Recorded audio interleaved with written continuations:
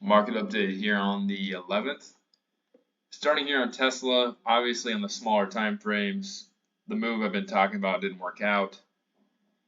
And let's just go back out here on larger time frames and kind of go over what this is probably going to end up being.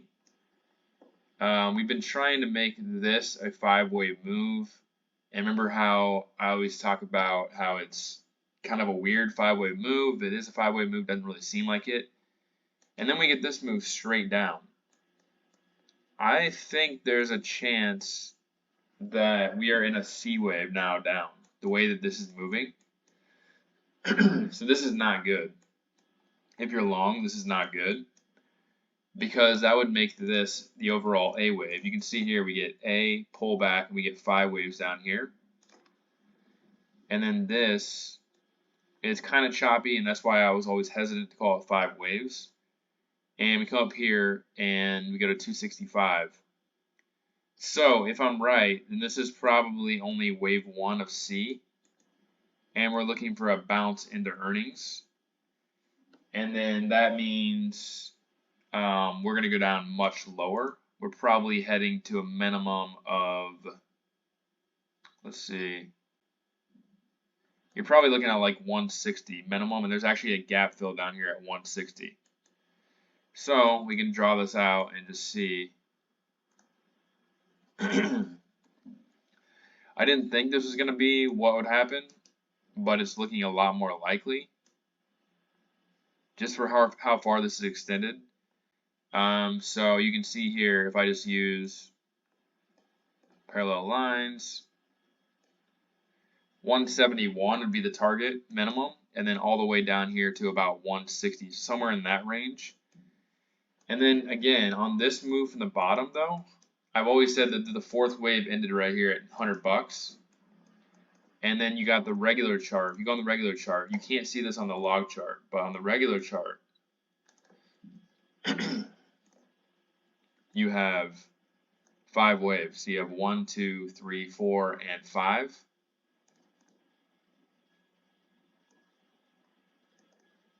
Whoops. What the heck just happened? So,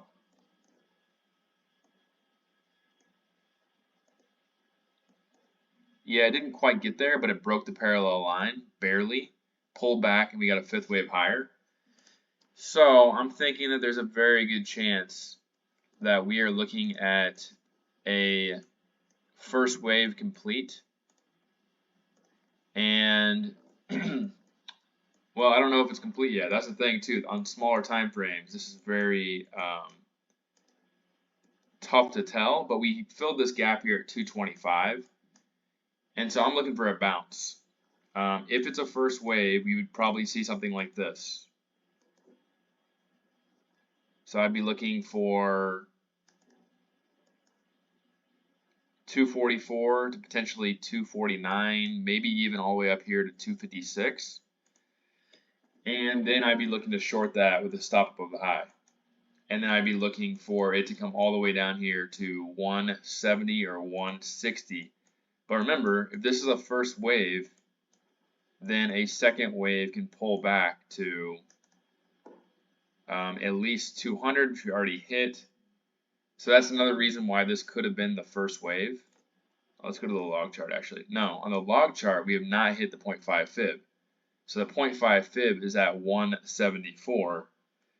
So that's the reason why this is selling off so hard, I think.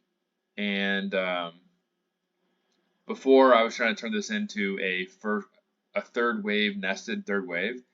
But most likely this is actually the first wave, and then this is the second wave. You got a gap fill at 160. So it probably is going to finish somewhere around here in the next, probably going to happen pretty quickly, I would think. This took, I would actually consider this WXY. So this would be WX. This took about 5 months. So yeah, I'd be looking at like mid-February, maybe even. Maybe something in mid-February, just like this. So 1, 2, and then we're going to get a huge move down here to 160, 170. everyone is going to be trashing the stock, and then you get a third wave. Third wave would take it way, way higher. I'm not sure about this. This is the log chart, 588, pull back and another move higher. But that's what I'm seeing now, just because this can't be an expanded flat anymore. The alternative to this would be if we got like a bounce here and then we just came down here to like 212. It would still be possible that this is the first wave up. But either way, it doesn't really matter. I'll be shorting when it bounces. So that's Tesla. I'm not doing anything else right here, shorting very much. We're in demand. We hit demand zone. I don't think it's going to come that much lower. It could come all the way down here to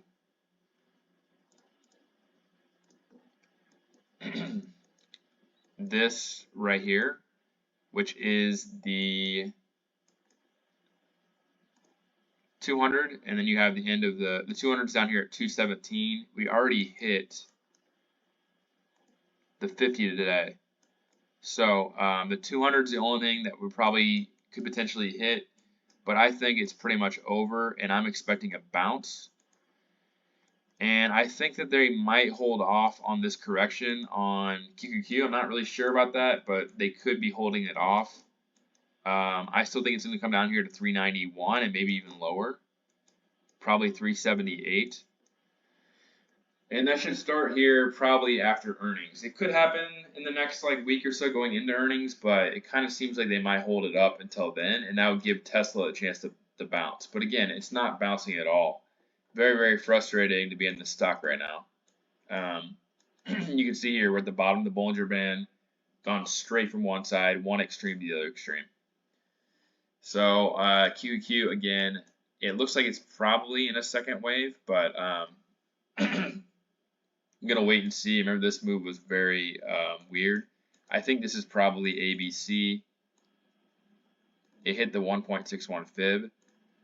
And so I'm looking for that 391 still. Down here to this minimum. Sometime. I don't know if they're going to hold it up here, though. Maybe they do some nonsense for the next couple of weeks. But I think that they should sell it off into 391. I don't know. We'll see.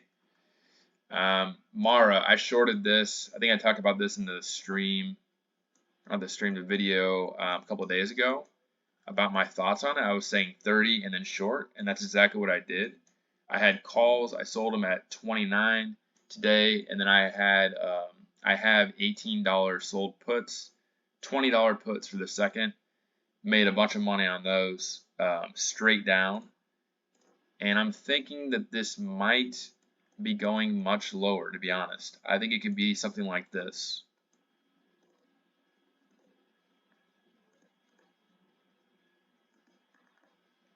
There's a gap fill at 1365. So if it comes straight down here to 19, it might be finished here. But if it does this and bounces back up here to 25, then I would be shorting that again. Because if you zoom out here on the weekly, you can see all the moving averages down here that it's so far above. The 20 is down here at $13. The 50 is as well. And on the daily, you have the 200 and the 50 down here too, 12.47 and at 16 bucks. So I think that it's a very good chance it comes down here to 13 bucks, but it could stop at 19 as well. So that's Mara, and then Coin, same thing. I actually did not sell my call today. I was doing other things. I forgot about it, so I'm down on that. That was a mistake. I had a $150 call for the for June 21st. So this could be the same thing. I'm not sure yet. If it ends up being 5 waves, it's probably going to 117. Like that. So that's pretty much it for now. I'm not going to go over everything else. I'll do an update later, but just wanted to go over Tesla and give you my thoughts. I think this is probably wave 1 of 5 of a C wave down here, potentially to 160, 170. And I just saw that today and thought that's a possibility, just because I kind of forgot on the regular chart that this is actually 5 waves. So that was 5 waves, and then we're just in the middle of a second wave. On the log chart, we didn't get the 50% retracement, and that's down here at 170. So that's pretty much it. I'll put the video up. Let me know what you think in the comments. Like, subscribe. More updates later.